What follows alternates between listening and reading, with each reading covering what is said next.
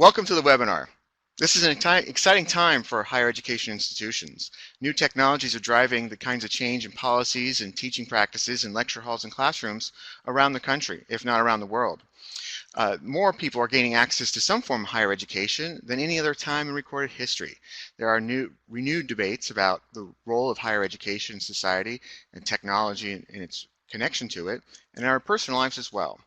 Adobe Education is adding its voice to the conversation through this webinar series, featuring thought leaders of diverse perspectives. Today with us is one of our speakers that we'll get to here in a minute, but it's part of our series with folks to talk about different ways technology is being used in terms of how we're preparing students for the future, examining digital pedagogy and what that means for the college of tomorrow. This webinar is the second in a series. There's a few other upcoming topics here in this list below that we're going to be using to really talk about what does it mean for how to prepare teachers and students and faculty for the creative economy of the future. With us today is Andrew Phelps from the RIT Magic Center Magic Spell Studios, who's there above me, who will be talking today about creativity in the techie arts, which is an interesting topic that he is going to share with us now as we have a little presentation about the future of creativity in higher education.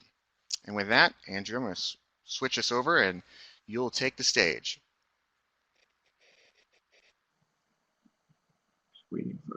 Okay, great. So this is kind of, I have a bunch of fancy titles and I've been at RIT for a while, and I formally made their games program, and now I run a center on digital media and research for the university.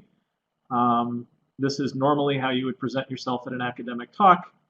And instead, this is actually how I like to introduce myself, which is I'm Andy, and I make things.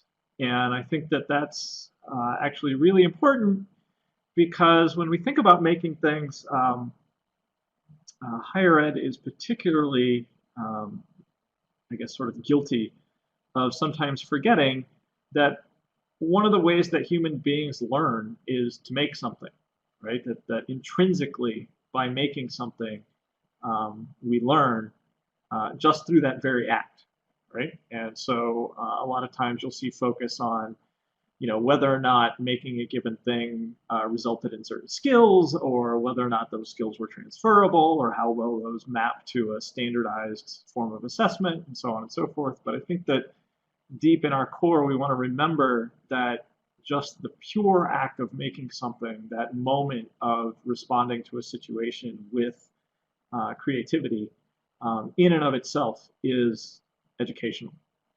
And Ian Horswell at Northwestern said that much more succinctly and much better than I'm saying it right there, which is protecting making as a mode of inquiry, right? So not letting the university procedures and politics and ways of coming at things sort of guide us away from remembering that making is a core sort of educational need for human beings.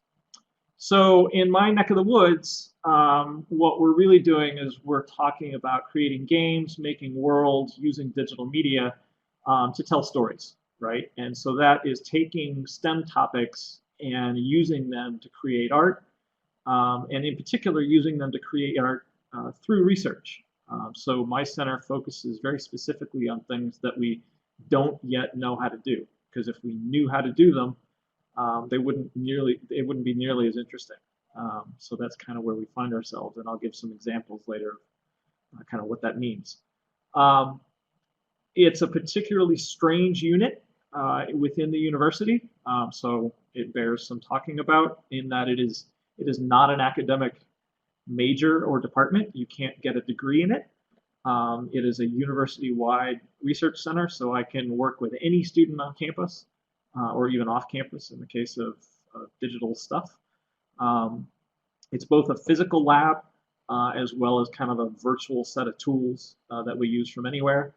The lab is set up both as a research center and as a commercial entity. The university figured out recently that it is horrible in and of itself in terms of what it means to publish student work, publish games, deal with third-party publishing channels, So things like iOS Store and Xbox Live and all that kind of stuff. Trying to touch that from a university is very difficult.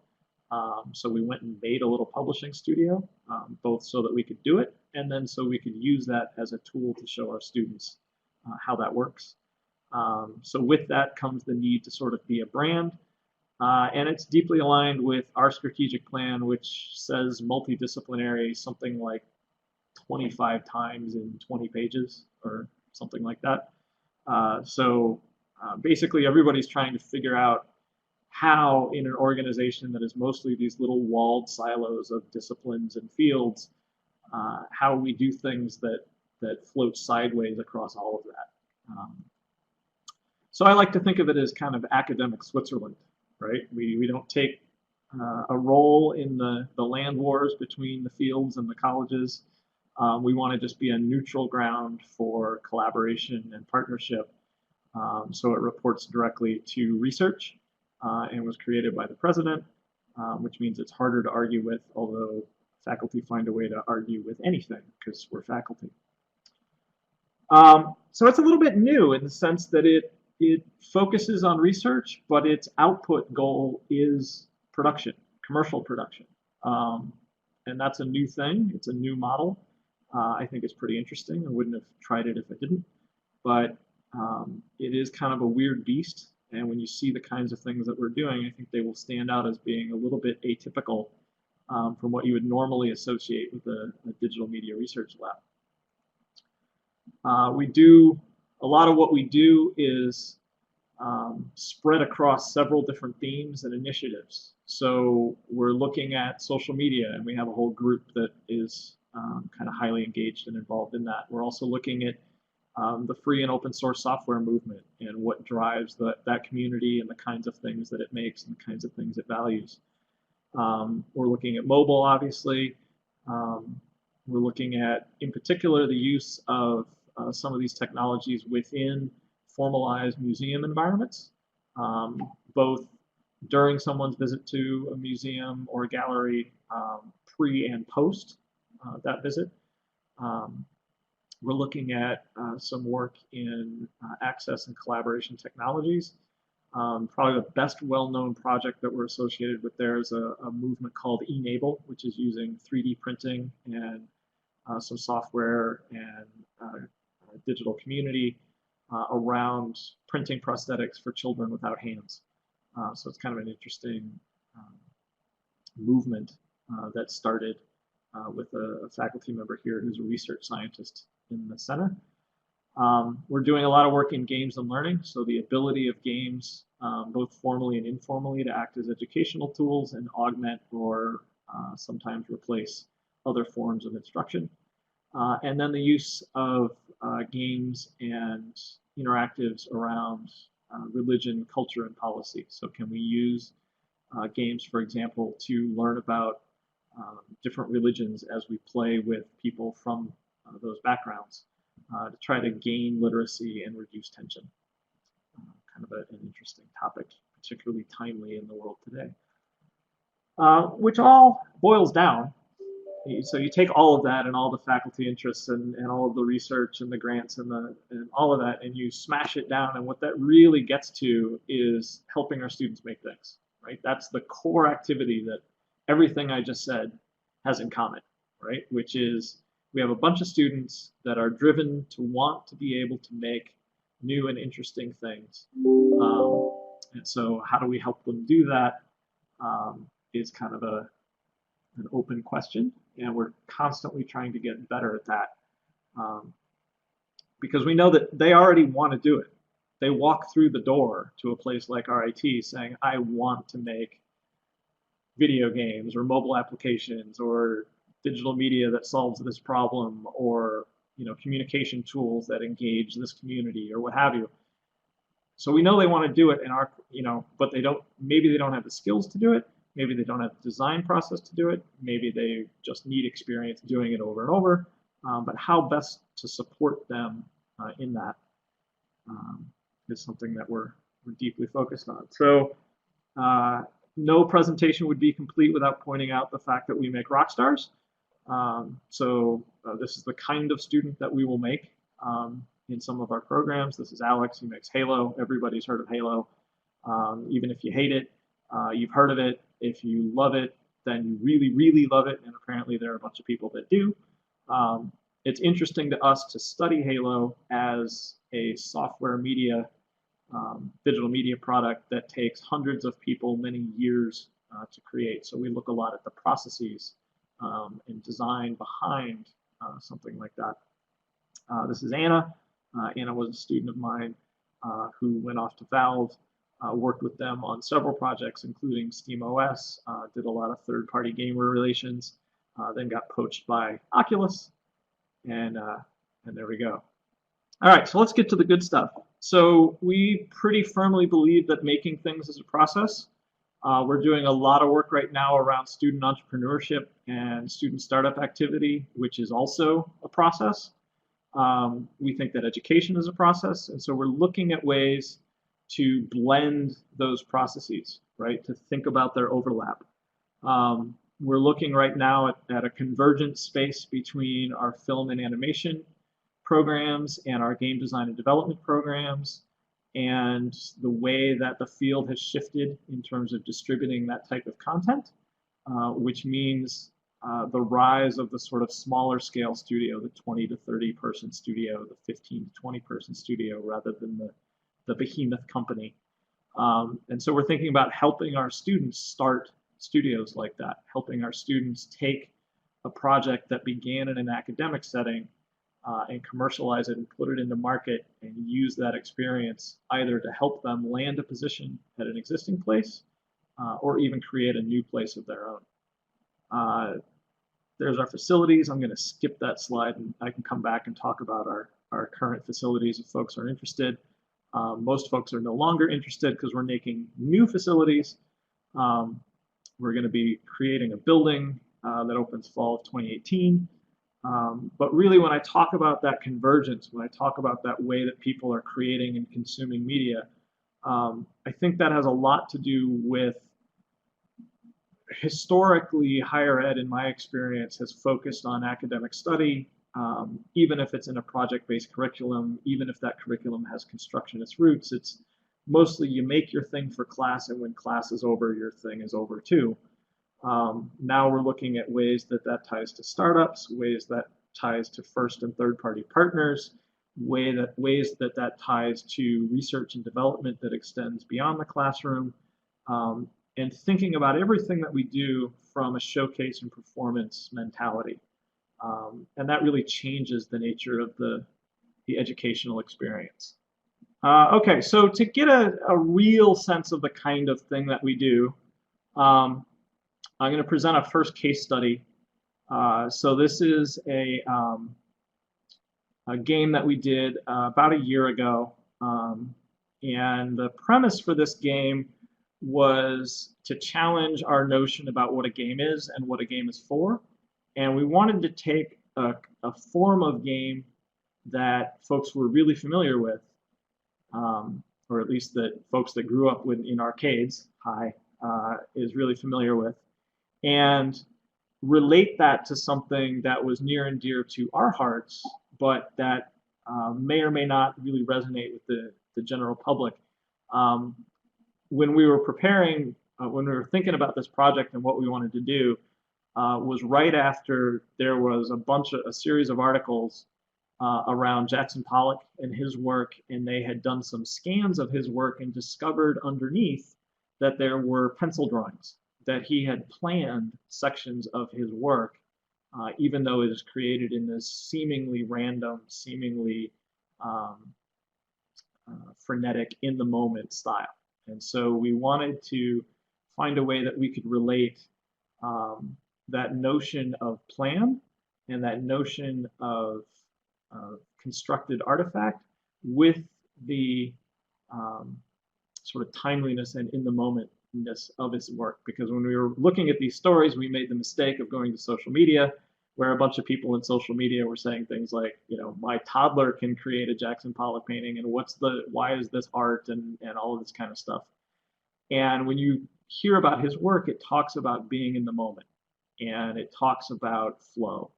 And in game land that comes from Csikszentmihalyi's theory of flow is something that we study a lot, about the gamer being connected with the world and in the moment.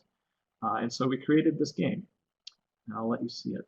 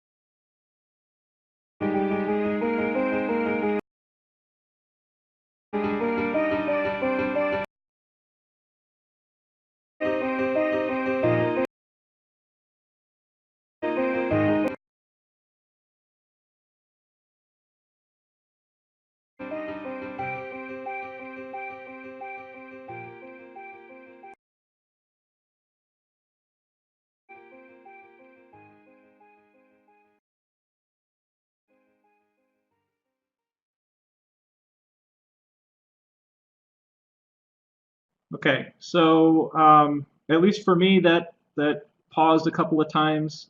If you want to see that video, you can look that up on YouTube. It is out there. So if you want that video, it is out there on YouTube. You can see that game at splattershmup.rit.edu, and I'll put the links in the chat at the end when I'm done.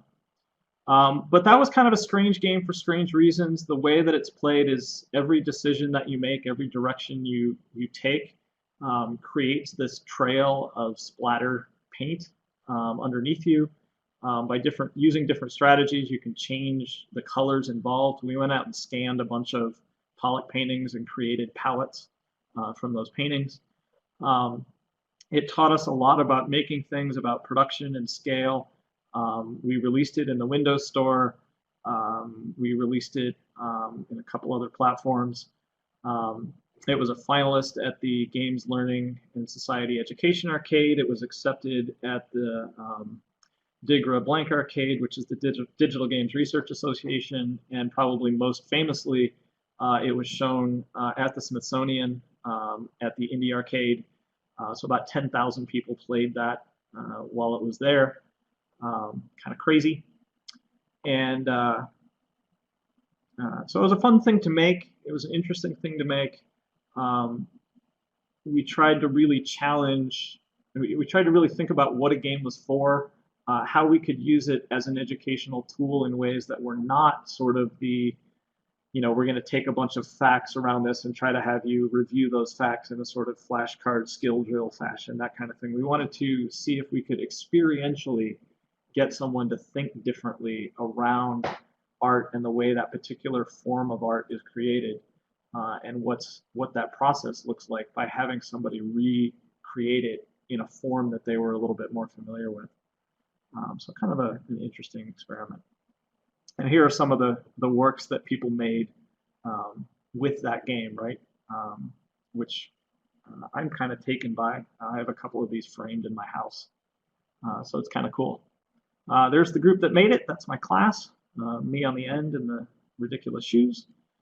So we've got one other one. We can try this video. If it works, great. And if not, then this I will also put a link in here to this being online. It's not a deal breaker by any means. So this cuts a little closer to the bone. We wanted to make a game about teamwork and the ways that a lot of our processes in organizations sometimes are and are not about teamwork. So we wanted to make a game that you have to collaborate all the way through the game as a team. You can't survive the environment without working as a team. And you're playing right next to the other people that are next to you. And then right at the end, only one person can win the game. So we've chosen to forcibly misalign the way that the game is played and what success looks like for most of it with the way that the rule set allows evaluation at the end of the game. And this actually feels really familiar to anybody that sat in one of those meetings that says something like, I hope your team did really well. Now that it's annual review time, only so many people can get fives versus ones, and we have to give out the same number of fives and ones, and the average should be a 3, and all of this kind of stuff, right? You break collaboration, you break the long-term notion of what it means to be a team when you only have individual evaluation, or when individual evaluation takes primacy over the ability of people to deeply collaborate. And so we made a game about it. We made a game where you play as almost friends all the way through it, but you wait for somebody, for their calculus to determine that they think they can now look the best on their own or make it through the end goal. And so we're making a game about that. So let's try that video. We'll see if it works.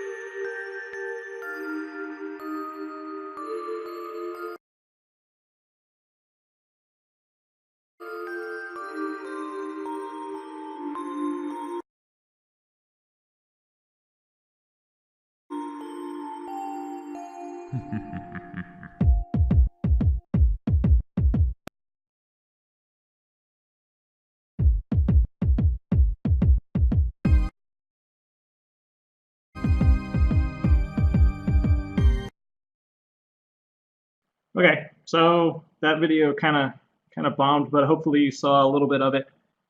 Looks like somebody already put the link in the chat. Yeah. So that trailer video we just did for Game Developers Conference earlier this spring. So that's out there. The actual game is not out yet. It will be out hopefully in August. Yeah, there it is. Spring 2016 has now become summer 2016. Sometimes happens.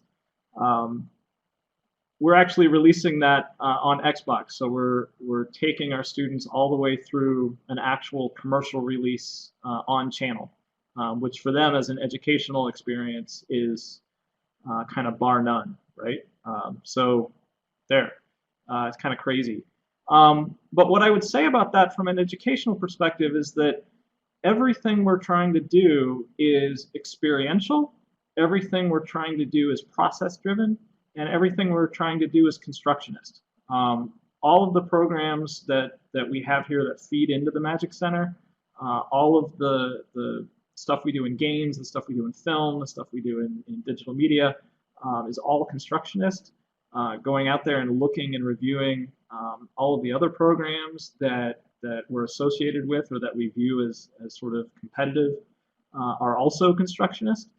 So I think it's not an accident that this seems to be kind of bubbling to the top of what this looks like in higher ed.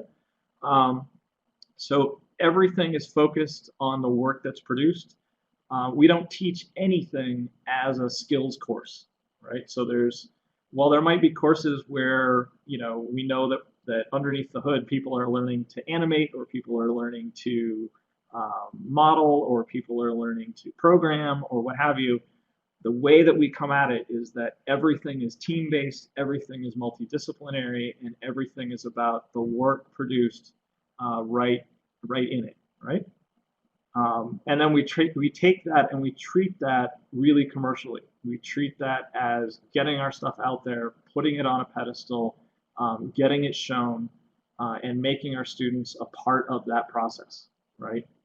Making sure that they drive that process.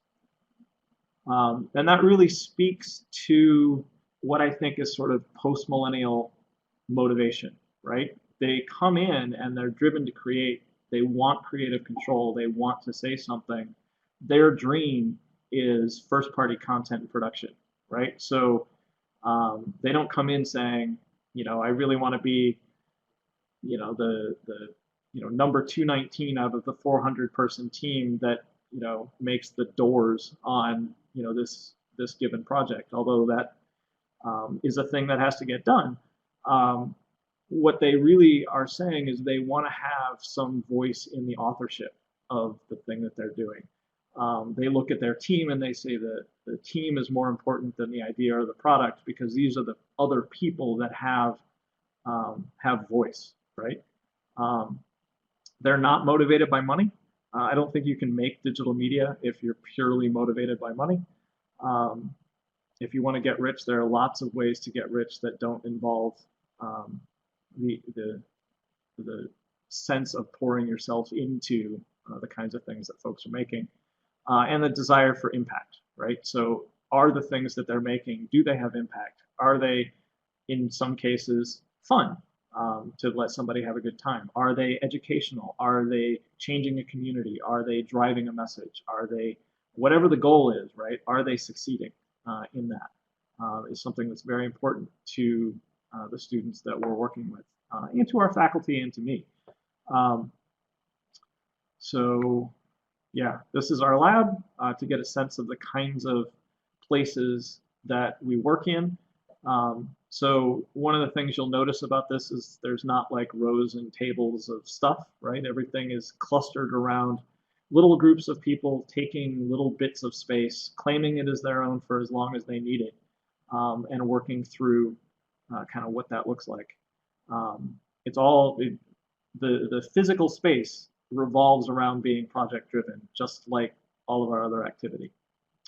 A couple of next waves that we're writing. One is the VR AR thing that's happening, right? You can't turn around now and not have somebody shout virtual reality. This is the president of our university with a VR thing on his face. We got him to do it.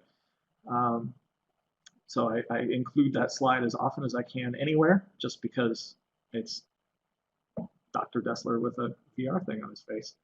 But the reason that we're excited about that is becoming a platform that drives together games and media and film and all of this stuff, right? And so that is, we look at that and we say, wherever the platform converges, somebody's going to do something interesting content-wise.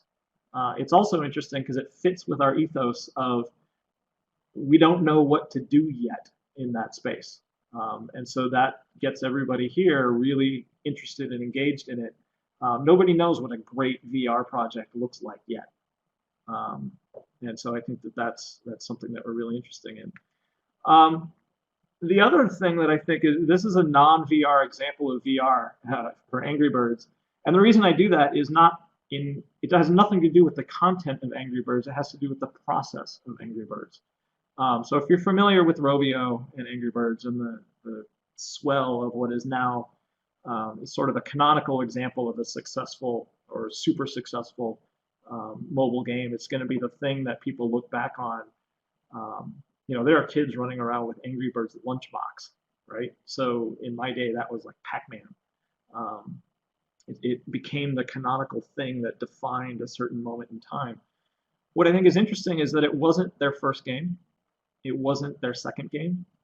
It wasn't their 10th game. It was their 52nd game. And you've never heard of the first 51, right? And most of the first 51 crashed and burned in such spectacular fashion that they never, not only have you never heard of them, but they just kind of died over and over and over and over again until something finally worked. And we're going to see a lot of that in VR. We're going to see a lot of, hey, we tried and it didn't go anywhere. And we tried this and it didn't work. And we tried this and it kind of sort of worked a little, but it wasn't that interesting. And all of these kinds of things. And we have to remember, as a design process and a place that teaches design process, that while you're going to have some projects be successful, many aren't. And that's okay, right? Fail fast, fail early, fail often. But accept and own the fact that that's going to happen. And that's really hard for higher ed to do. Because failing is expensive. And that makes it hard, right? So there's a lot of money floating around behind some of the things that we're doing.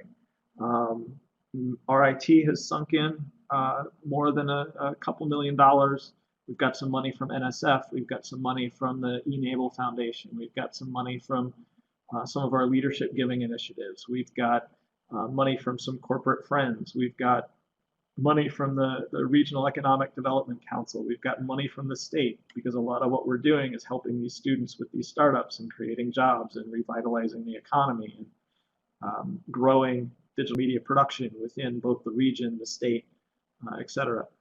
We've got lots of partnerships with different companies, different groups, different technologies, folks, and I purposefully didn't include Adobe on this slide because they have another slide later. But all of this is just to say, right, that we're constantly, we have to find ways to fund activity, to overfund activity to a certain extent, because we know that some of what we do is not going to be successful, that because we are aspiring to do what has not yet been done before, we really have to think critically and cut things off early when they're not working. So it means that what we do, people are always like, oh, Andy, you have this great job. It must be really fun. Part of it's fun. Part of it's a lot of fun. But that doesn't mean that failure doesn't hurt, right? It is expensive. We're looking at helping in a variety of ways, but how do we scale? How do we stay alive? How do we continue to press the boundary of what digital media looks like? It's demanding. It's the 90-10 design rule, and this place is really focused on that 10, right? It's focused on that we have an idea that we think might be good. How does that actually scale out? How does that grow into a real thing that ships, right? That last 10% hurdle is exhausting. It means that the kinds of things that we do from an outside perspective often go dark for long periods of time. And that doesn't really fit the current way that people want to evaluate higher ed. It doesn't fit a benchmark process. It doesn't fit necessarily an annual evaluation slate. It may or may not fit existing reporting structures. And culturally, it's just kind of not how we do things. RIT is an engineering-centric campus. It's really centered around building physical things that are tangible, that you can put in a box, that you can touch. And this is a really long game. When you talk about helping students start a studio, that's not a one-year play. That's not a 3-year play. When you talk about growing a regional economy around digital media production, it's not a 2-year plan, right? And so the things that we're playing with and the forces where the areas where we're trying to have impact are well beyond the typical horizon that folks are used to thinking about, right? Even when we talk to people about media creation, right? We say, oh, we're making a game, and people are like, oh, that'll take a semester, right? Maybe 2, right? And then I say, yeah, but we're putting it on an Xbox. So that means we got to do CERT, and we got to do legal, and we got to do production, and we got to do advertising images, and we got to think about a marketing plan, and we got to think about a longevity maintenance support, and we got to think about a EULA, and we got to think about a privacy policy, and all of those things that go into really, truly shipping something. And then the rest of the university goes, oh, well, how long does that take? What does that look like, right? And that's very different than the way that we would normally think about kind of lopping off an educational experience right at the point where it's like it's finished, we presented it, maybe we had a gallery showing or something, and then it's over.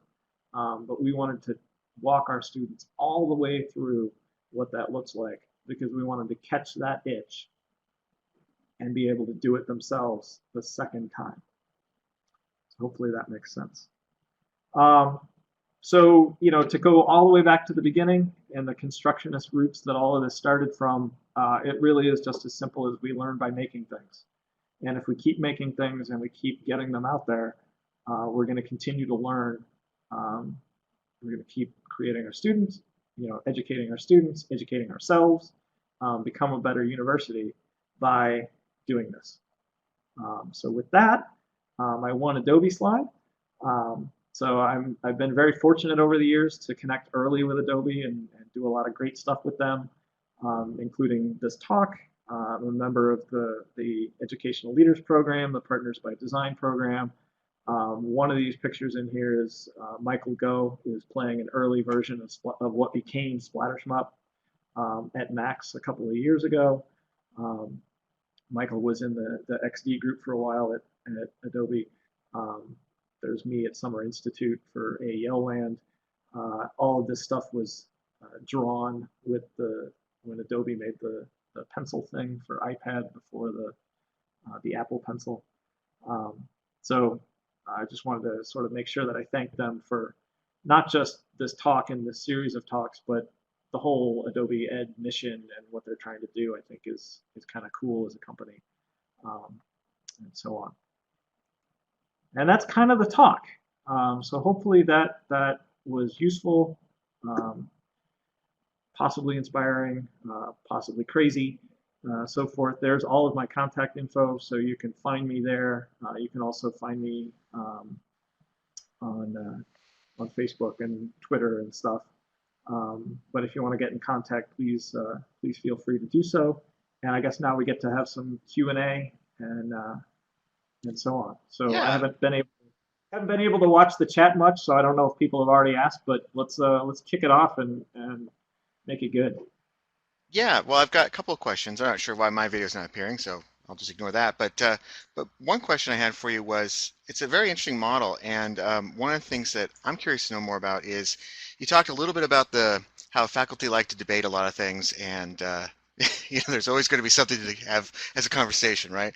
Well, what's been the attitude or buy-in from the faculty? Have you been entirely shielded from that kind of debate with the faculty, or do you actually get their sort of, tacit or explicit endorsement and they're actually enthusiastic about what you're doing? Right. No, I am as unshielded as it gets, right?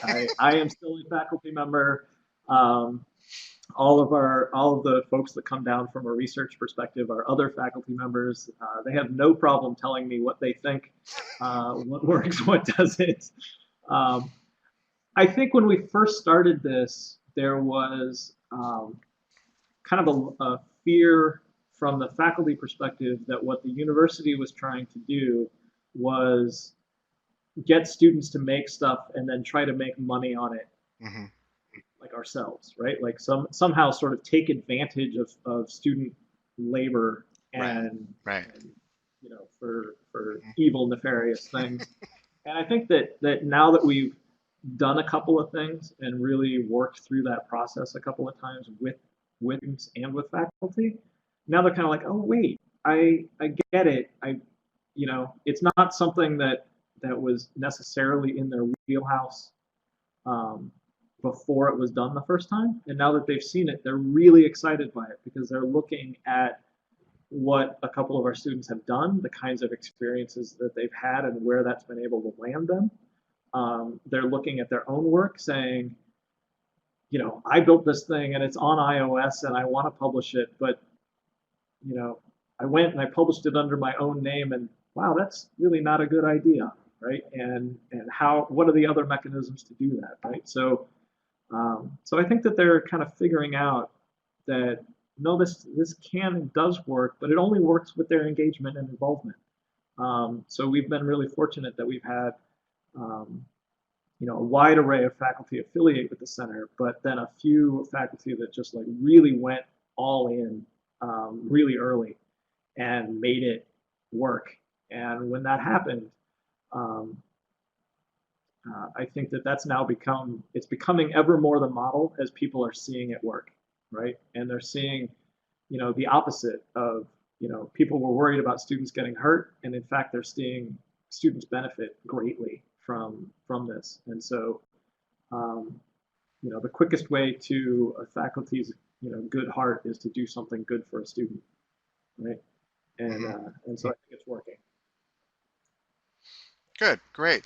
Well, I'm sorry I missed part of that because I lost my audio briefly, but I'm going to switch gears to a different question, hopefully one you haven't just answered. Um, how do you pick your projects? Obviously there's creativity inspires like 700 ideas a minute, potentially. Mhm. How do you focus and decide, okay, this is what we're going to have students work on this week or this month or year? Yeah. Um, a whole variety of means.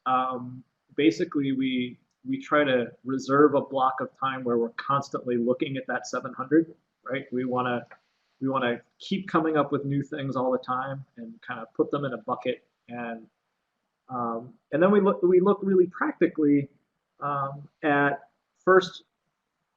There are a lot of things that we think of and then go, oh yeah, that's been done, or that's it's close enough to that's been done that it's probably not worth us doing it, right?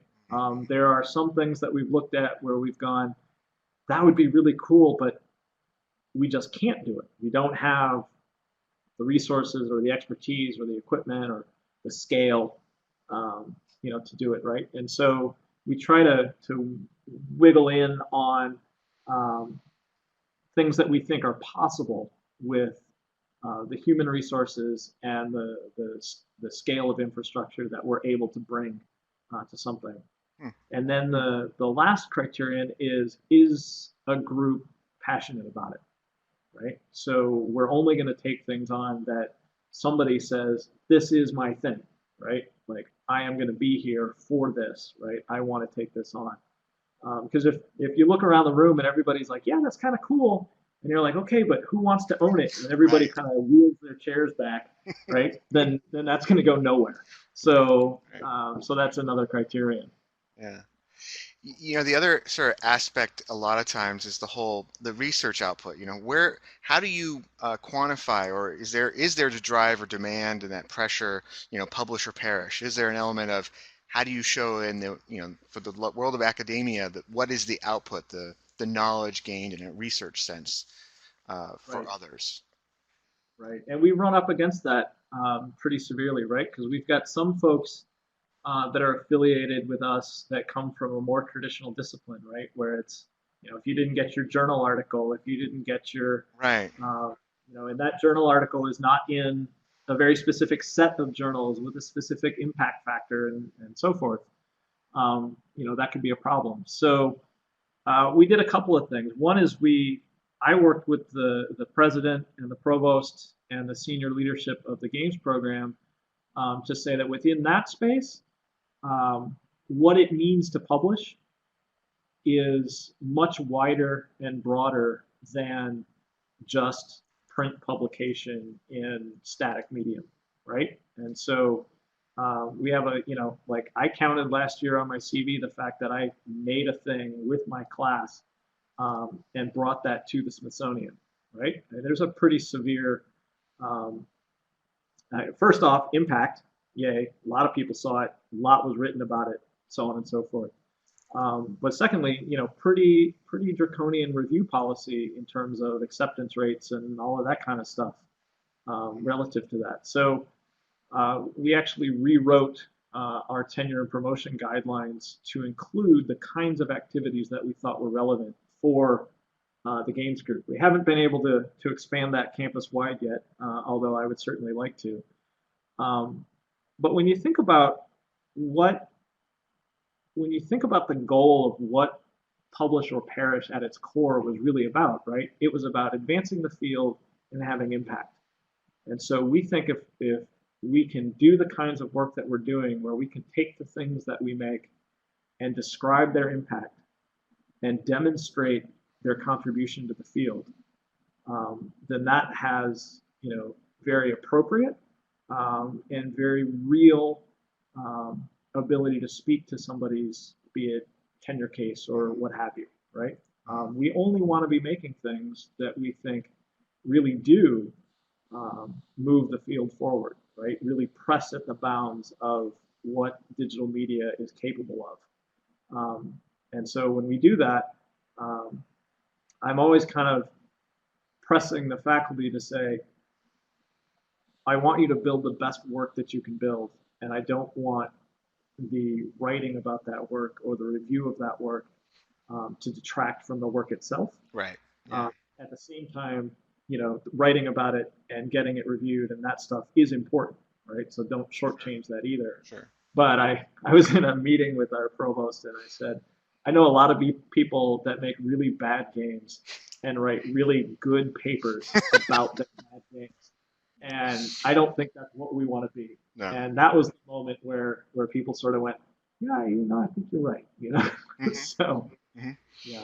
Has there been, I don't think you mentioned in the beginning when you were describing when the center started, but has there been any kind of longitudinal study of, your students who've gone through this program and where they've ended up either, not necessarily in terms of the placement sort of jobs, et cetera, but their success professionally, academically beyond what they've worked with you on?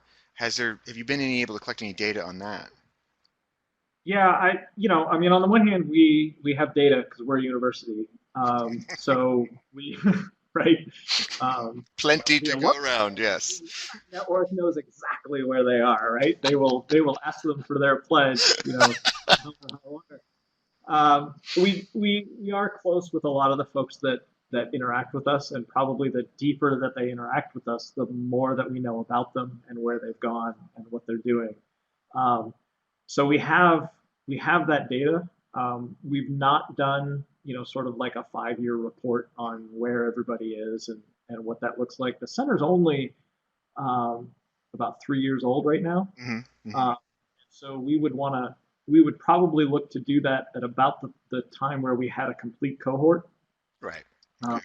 which at RIT is 5 years, not 4, because we're a co-op school. Hmm. So they leave in the middle of their educational experience and go work professionally, or sometimes they come work with us on their co-op, Hmm. depending on what they're doing. So uh, probably another couple of years, we will start taking the data that we have and start collating it into that kind of stuff. But we do look every year at where everybody's going and whether that makes sense, and are we completely screwing them up and stuff like that. Uh, it is They're one resilient, of they'll bounce back. they're young. You can only scar them so badly. Yeah, yeah. Um, the other thing you mentioned, you touched on a lot of it being centered around game development and the series game mechanics and the environments of game development. And obviously, with the newer projects you mentioned about the VR angle, one of the things that we've heard a lot about in that sort of gaming industry is, a lot of places that had gaming development as a graduate degree or certificate program or whatever, it was always meant to be sort of preparing you for specifically building games. Whereas now with VR and AR devices, it's a whole new game. That you're not just here to make games, but because of these devices, you could be making whole applications, whole new systems that aren't just for entertainment purposes only, that are for, science, astronomy, financial analysis, etc. Has that been an element in how you guys are thinking about the interplay between those two? Yeah, absolutely. And actually, it has been for a while. Hmm. It even Hmm. predates VR a little bit. Video games in their current form, have had those interconnections and those overlaps almost since their inception, Hmm. right? Hmm. You can look at, Oregon Trail, right, was an educational tool, par none, right, way back when. Hmm. You can look at Missile Command as an art piece of commentary on the Cold War, right? Hmm. So there's lots of um, different ways that games have interacted in ways that aren't just entertainment, Right. right? Um, I think we're increasingly seeing more and more of that because, again, the platforms are converging, right? And the first big convergence that happened there, in recent memory, and the one that I think clicks with people, right, was mobile, Yeah. right? So the minute that you held the thing in your hand that you played games on, that you also texted on, that you also browsed the web on, that you know, also, basically your entire life, right? The minute that became that converged device, people went, oh, well, I could make a game to start looking at some of these other applications and vice versa, right? Hmm. And, pretty soon it's like, oh, well, I have a game that uses the camera that, starts to situationally make me aware of learning a particular skill or a particular environment or what have you. Um, and so you're going to see that in VR. really, really quickly, right? In Mhm. fact, you already Right. are, right? So Right. people are like, well, we can use VR for games, but we can use it for teaching a factory worker around a complex piece of equipment or simulating learning how to fly an airplane or, you know, on and on and on and on, right? And, so I think that the ways that those tools service all of those things, right? That will continue to drive. We send games alumni to places like Lockheed Martin and IBM and Hmm. Boeing and um, National Geographic. One of my alumni, his job is to do 3D models of underwater environments so that they can do simulations of what's going on Hmm. thousands of feet below the surface. I mean, it's crazy, right? Yeah. Yeah. Never You're could. never going to get a degree that says that's the job you're going to get when you get out. Right. Right. But that's the kind of thing that work in this space can prepare you for Hmm. that no one would think of in the narrowness of thinking Hmm. about games. Hmm. Yeah. Very true. Very true. Well, that's the questions I had for you, Andy, and I'm just checking the chat room here now to see if there's any other questions. Looks like the link to your movies got posted there already, which is great. Oh, yeah. So again, I want to thank Andy Phelps for doing this wonderful talk. It was a great perspective on a different way to approach gaming in higher ed, which I really is refreshing to hear about because I always sort of felt like it always got pigeonholed as like, oh, that's not strong enough as an academic study area, and I think this just proves them wrong. Um, so that's great. The other place you can continue the conversation from this webinar is on Adobe's Education Exchange. It's a free resource community, online professional learning community at edx.adobe.com and continue the conversation there. So with that, I want to thank our speaker, Andy, again, and appreciate everyone participating. We'll be doing another one of these webinars again later this year, probably starting in the fall. So with that, thank you very much, and we'll call it a wrap.